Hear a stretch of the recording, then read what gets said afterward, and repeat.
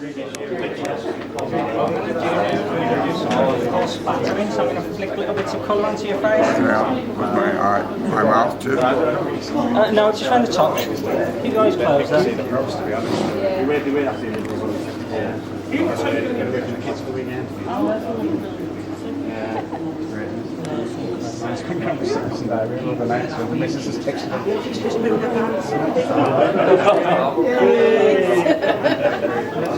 These are Dashpro. I had no idea when I uttered those words that coming to get you, Barbara, that we would be sitting in Manchester, England, 53. Couldn't ever imagine. And I must say that John Russo had a pretty memorable line too, which under a little bit of prompting, he might do his line for you. I'll bet you nobody here knows my line on that. You're probably all puzzled trying to come You up. do know that he's the zombie who wanders in through the back door and finally gets a tire iron in his head. He's the first ghoul to be killed in Night of the Living Dead, right, John? Yeah, I don't normally even think of that, but I think you or somebody else mentioned it yesterday. But anyway, here's my line, since nobody can come up with it.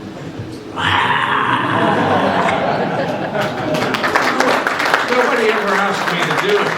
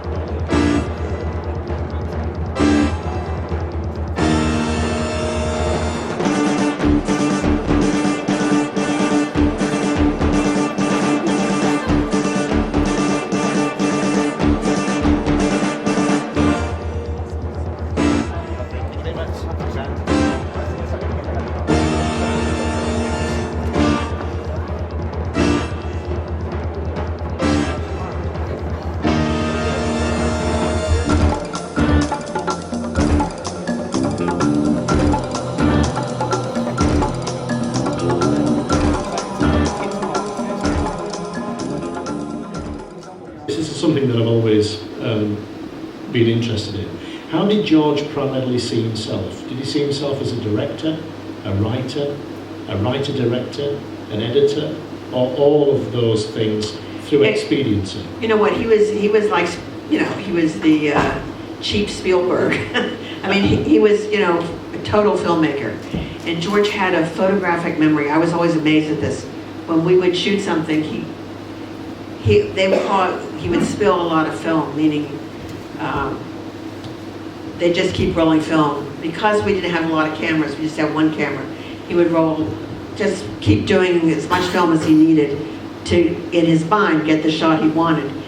And later, when he would edit it, he had a photographic memory. He could remember, let's say there were 30, 40 takes of this one scene. He would remember every shot. And he could say, well, I'll take the front of this take and the back of take number 15. And he had it all logged in his mind. I was always amazed at that.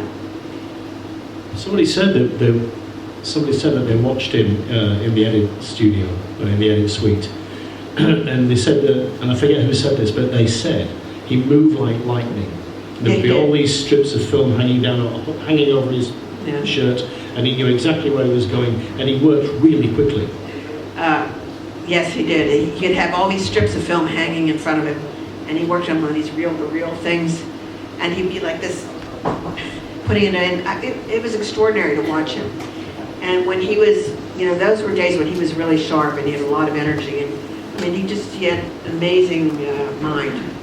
Also, as a writer, I was with him when he wrote both Dawn of the Dead and Martin, and he just sat down and wrote till he was done.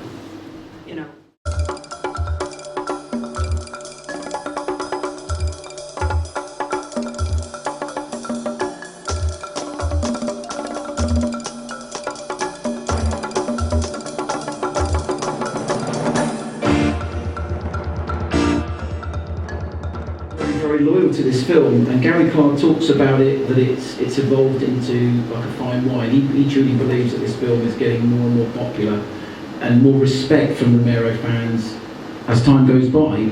Anybody want to elaborate why they think that's happened? John? Why they think? What? You forgot the lines. Why is this film sort of gathered? I mean, look at the crowd you've got. This is great. This is for Day of the Dead. Yes. This is apparently the black sheep of the family.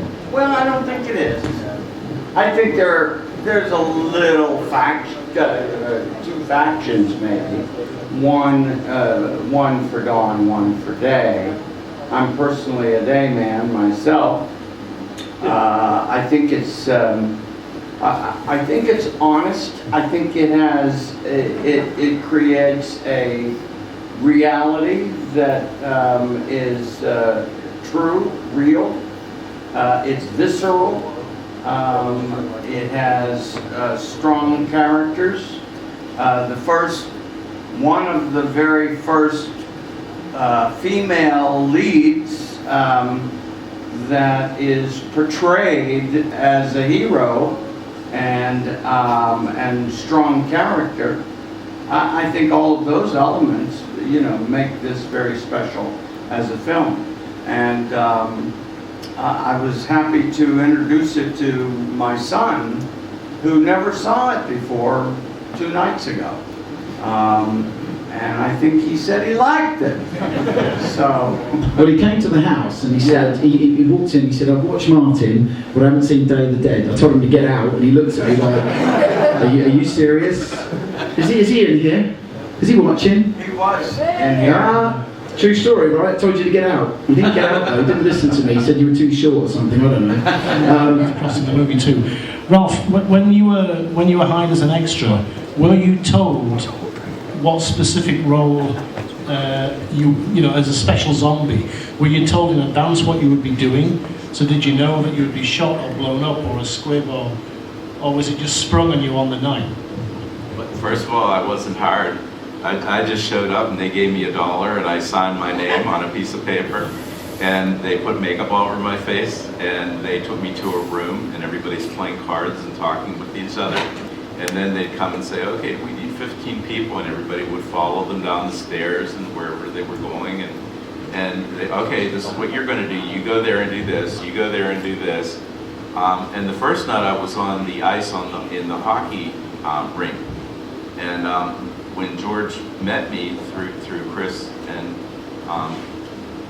Cliff, he said, why don't you come back next time and we'll make you a special zombie and we'll shoot you. So after the Christmas break, I showed up, and they took my new green shirt and they sliced it in the back. They took an X-Acto knife and made little asterisks 2 places on the shirt and cut it. They took rubber cement, put it back together. They took 2 condoms, filled them with the fake 3M blood, and put it on the end of it. They cut the end of a spoon off, and they put it right into the spoon so that the explosive would go outward and not in hurting me. And they wired me all up to a nail board. And he said, okay, just start walking around and they're going to shoot you. So I started walking around, and all of a sudden they had a nail board, and when they hit the wire on the nail, the charge went through the wire up my clothes, and all of a sudden like little firecrackers exploded, the blood balloons, and the blood squirted out. And my friend had one on the back of his head, and I remember, I'm thinking, this is neat. This is something you don't get to do every day. Well, it exploded behind his head, and all this fake blood started to go back his clothes all the way down to his feet. And he was a grumpy kind of guy, and he would. So, it depends on your point of view of being a zombie again, but I wasn't hired. I just jumped in the river and went down the rapids, and I'm here. I'm here. This is mind-boggling to me. Chris, what were the most challenging moments on the film for George, for you, for the actors and the crew? Was it filming in very, very low temperatures? Was it not having enough money? Was it scrabbling for extras? Or none of those things? Well, the scene when the bikers come in the mall, that was an amazing night because we hired real biker guys, and there was no rehearsal. All of a sudden we opened the doors, and they start filming, and this roar of these bikes coming in and going around the mall. It was spectacular, but nerve-wracking because we had to get all that done in one night. We just had them there. So that was exciting and scary that night. The other thing I remember is when the helicopter landed on the roof. It was so cold. I can't even describe it. And I had to convince these zombies to come up there. And, people were rebelling, saying, no dollar is worth this. And I remember saying, you could talk about this for years and years. Little did I know that was true, But that was a harrowing night. Do you remember that, Scotty? I remember it very well. And we had to get that done in one night, quickly, Yeah. We only had the helicopter one night. Yeah, it was so frigid when we stepped out of the helicopter. And if I'm not crazy, I remember, because there was so much condensation on her breast, someone was giving us ice cubes to put in and then take it out so it would equalize the condensation so you wouldn't see all this condensation coming out of your breath, right? But we were like shaking, literally.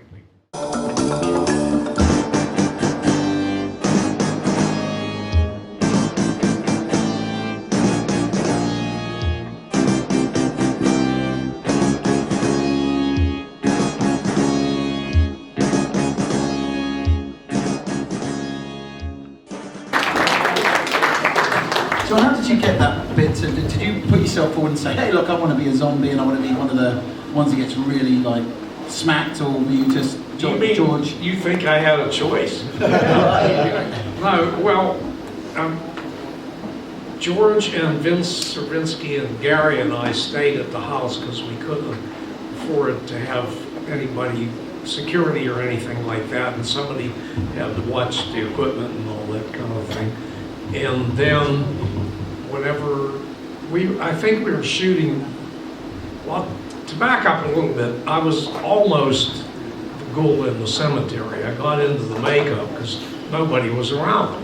I'm loading magazines, working crew and everything, and shooting back up 16 millimeter footage, and there's no ghoul. And so I got into that makeup. Carl Hardman helped me with it, and he took the photo, the one I have on my table, in the cemetery. Then Heinzman showed up, and he had a black suit, and I said, oh good, you be the ghoul and I'll keep loading magazines. So then when we got ready to shoot the thing where the Ben is beating those two ghouls that broke the headlights out of the truck, and he's beating them, and then a ghoul sneaks in the back in the kitchen and comes at Barbara. Well, nobody was around again, so I had to get into the makeup again and do that. And so I fight with Dwayne, and he puts the tire on my head. It's still there. We had to saw it off front and back.